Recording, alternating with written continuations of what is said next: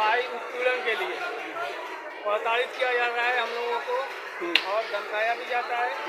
और हम deputy director साहब आए थे किसी जांच के लिए और कैसी जांच थी हमको नहीं पता।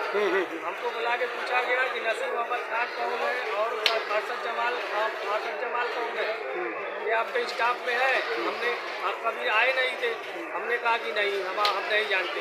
बस इसी का गुस्सा हम लोगों पर उतार रहे हैं और हमें उसके कल होके तुरंत नोटिस मिल जा रही है। किस चीज़ की नोटिस मिली है? मेरे खिलाफ काहे की नोटिस? बुनियादी चीज़ ये थी कि प्रिंसिपल साहब ने कहा था कि तीन सवाल का था जवाब क्रमांक के अनुसार 50 नंबर के क्रमांक के अनुसार दे दिया जाए। तो हमने उसी पे कापी को जांचा और जांचने के बाद हमने जमा कर दिया। उसके बाद हमको उसी की नोटिस मिल रही है कि आपने ऐसा क्यों कहा, क्यों ऐसा किया। हमने जवाब भी दिया, लिखित जवाब भी दिया और वैसे भी दिया। और प्रिंसिपल साहब से कहा भी कि आपने कहा था ना, उन्होंने सकारा भी कि हमने कहा था। फिर उसके बाद पेपर में आ गया, प्रिंसिपल साहब करने लगे कि नहीं हमने नहीं कहा है। तो हमको सस्पेंड करने की पूरी प्लानिंग चल रही है ये।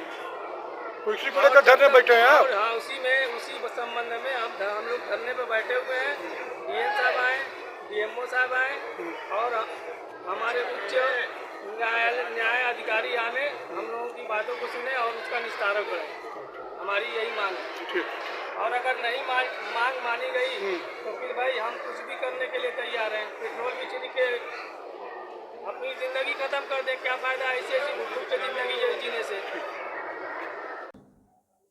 सर बहादुरगंज का एक मदरसा है, मदरसा सतूर मसाकिन, वहाँ पर एक मामला आया है कि 10 अंक का जो एक क्वेश्चन था और उस पर जो 15 अंक दे दिया गया है। किस तरह का मामला है सर, क्या कार्रवाई की जा रही है?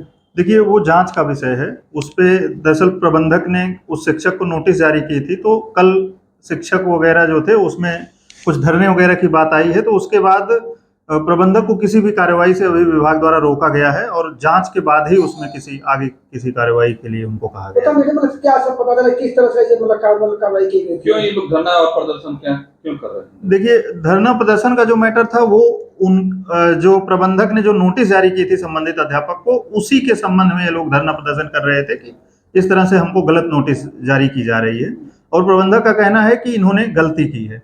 तो अब उसकी जांच विभाग करेगा, तो जो जांच रिपोर्ट में जो बात आएगी उसी के हिसाब से प्रबंधक ने सब क्या गलती बताई थी आप लोगों को?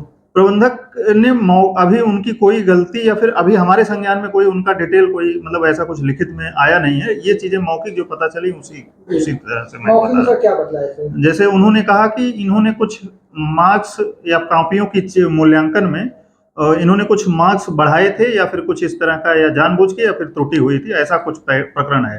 उसी में इन्होंने नोटिस जारी किया। आगे क्या कार्रवाई की जाएगी? आगे उप निदेशक वाराणसी मंडल इसमें जांच कर रहे हैं, मतलब मदरसे के प्रकरण में। तो वो इसमें जांच रिपोर्ट जो है जैसे देंगे उसी के हिसाब से मैनेजमेंट कार्रवाई करेगा।